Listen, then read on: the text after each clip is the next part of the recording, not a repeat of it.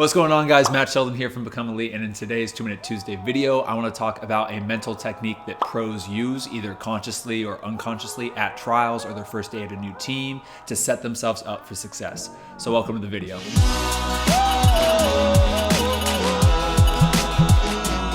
All right, we're gonna do it today, 2 minutes. Here we go. Let's throw the time on the screen and let's get started. We're not gonna do it today.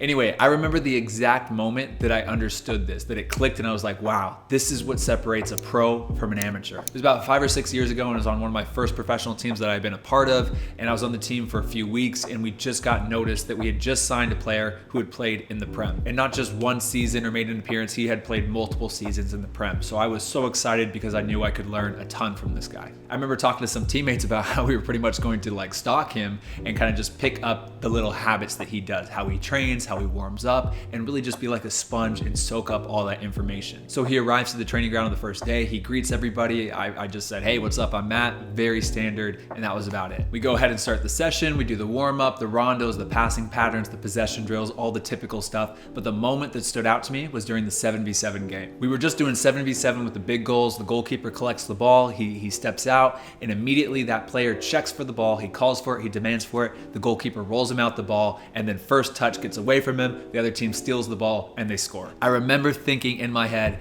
dang, that's a rough start. The goalkeeper goes into his goal, grabs the ball out of the net, comes back out, and then what do you see? You see that same player making that same checking run, calling for the ball, demanding it, checking his shoulder, confidently asking to be played the ball. The goalkeeper passes the ball into him, he takes his touch, he turns, he opens up, he plays one of his teammates, and we're off. It was at that moment in my head, I was like, that's it. It clicked. I'm like, that's the difference between a pro and an amateur on their first day or at trials or whatever. Here I was trying to analyze this guy's touches, his vision, the way he communicates. But what I left from that very first day, what I took away from this guy and how he trains was his confident body language and his ability to get over a mistake and move on like nothing had happened. This guy's very first touch in training when it came to the game was a dispossession and it led to a goal. Could you imagine what would be going through your head if that was you? If your very first touch, as soon as we got to the 7v7 game, led to a goal for the other team? How would you respond to that? And what I realized was that his confidence to check again, make that same run, check his shoulder, demand the ball in the same exact way that he had just done 5 seconds earlier, it truly made me believe that that mistake was a very rare occurrence. His confident body language after that mistake told everybody. It told himself, it told me, it told the coaching staff, it told the physios on the sideline that I'm a quality player, that's not gonna happen again. Pros are able to exude confidence through their body language, their mannerisms, and their actions that tell everyone,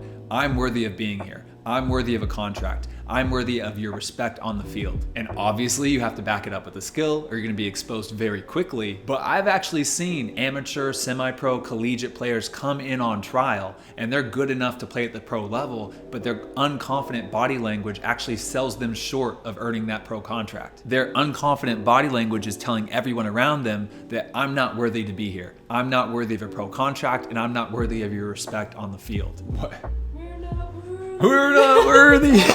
And I'm sure you guys have seen this firsthand. I mean, either you've done this, maybe a friend has done this, maybe someone who's come to your team has done this, but you've probably seen this. A new player comes in, it's their very first day, and they're not going up and introducing themselves to their teammates. They're not going up and introducing themselves to the coaches. They're kind of hiding off to the side. They're extremely quiet. They're not joining in on the pre-training passing. And then when the session starts, their very first mistake or the first time somebody kind of yells at them, they immediately retreat into their shell and they don't want the ball. They're not demanding it. They're just unconfident and shy and timid. And I'm not trying to shame anyone for being that type of player. I've been there. Trust me. I've had those moments at the youth level, at the semi-pro level, and even at the pro level where I've retreated into my shell and didn't want the ball because I was afraid to make a mistake. And I know exactly how hard it is to dig yourself out of that unconfident hole. Trust me. And I completely understand how frustrating it is when somebody gives you the advice of just be confident.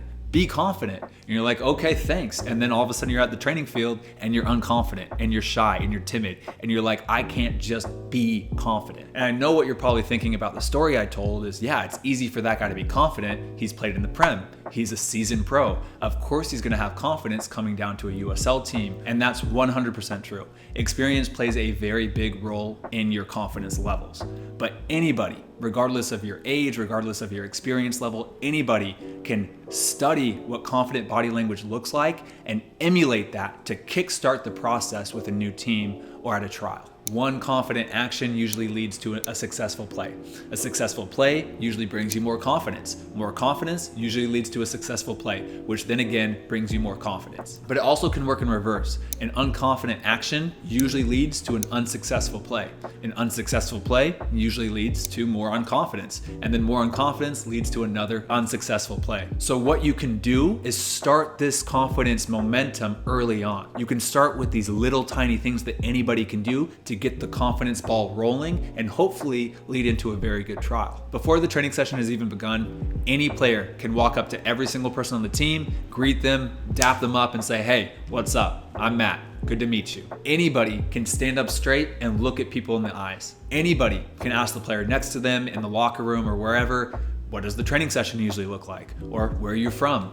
as you're lacing up your boots, getting ready for the session to start. Anybody can walk out of the locker room, walk straight to the field, walk straight to the middle of the rondo, and get yourself involved early on. Anybody can walk over to a group of players playing two-touch or passing the ball and just ask if you can join in. Before the session even begins, those little actions, whether you do them, whether you don't do them, how you do them, is gonna tell a lot about yourself as a player to the players on the team, to the coaching staff, to the physios on the sideline. You have to understand that being new, all eyes are going to be on you. So you need to do these little actions to show people that you're confident, that you're worthy of being here, that you're worthy of a contract, and you're worthy of respect on the field. And the earlier you can do that, the earlier you can get that confidence momentum going, the better that training session is going to start off. Then once the training session kicks off, it really is about you as a player. You have to perform, but still there are many things that you can do, your actions, your body language, to show confidence. In the very first passing pattern, anybody, regardless of your skill level, of your age or whatever, anybody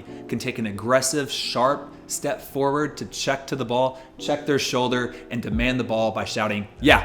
And regardless if that touch bounced off 5 feet, if you completely missed the ball, if you had a great touch, whatever, regardless of your touch, anybody can repeat that action again. Even if on the inside you're shitting your pants, you're scared, you're thinking, "Please don't let this happen again," you can still show outwardly that you're confident. Anybody, regardless of your skill level, can receive a piece of instruction, can receive some constructive criticism, look that person in the eyes and say, "Got it." Even after the session, there's stuff that you can do to show people that you're confident and worthy of being there. Even just staying after 5 minutes to hit a couple long balls, do some crossing and finishing, play football, tennis, play two-touch, do something.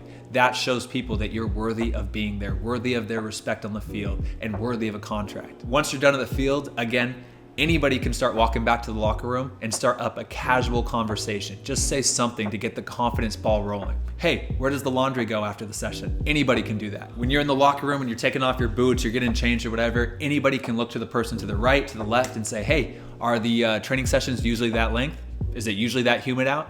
When's your next game?" Once you're all done, you've showered, you've changed, anyone can look at everybody and say, "Bye guys, I'll see you tomorrow," and walk out the door. Those tiny little actions, even though it might sound ridiculous, really do show that you're a confident player. And it might sound completely crazy, but it is 100% true that those actions, those tiny little details, tell people how much respect you're worthy of on the field. You want to get that confidence ball rolling. One confidence action can lead to a successful moment. One successful moment leads to more confidence, and you want to keep that going. You'll come into the training session, your head's up, your shoulders are back, you go to the very first person you see and say, "Hey, what's up, I'm Matt." They greet you back, and that successful moment of them greeting you back will give you confidence to go greet the next person. You'll be lacing your boots up in the locker room, you'll look over to the person next to you, and you'll strike up a casual conversation of what the training session usually looks like, and that positive interaction is going to bring you confidence to then join the rondo once you step out on the field. Getting into that rondo right away before the training starts, getting some touches early on will bring you confidence as you head into the warm-up and as you head into the passing patterns. Very first play of the passing pattern, you check your shoulder, you check, you receive the ball, you have a good touch.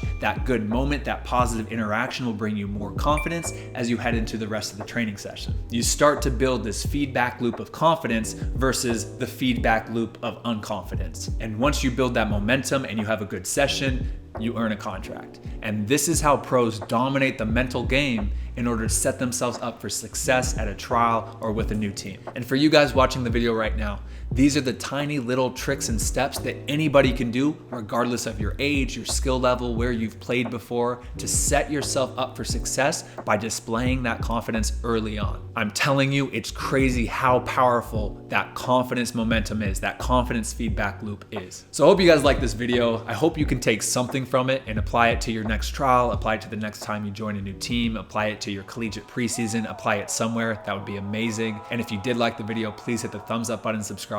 I'll see you guys in the next one. All right, guys, peace. Oh, how'd I do on time? I'm over. Peace.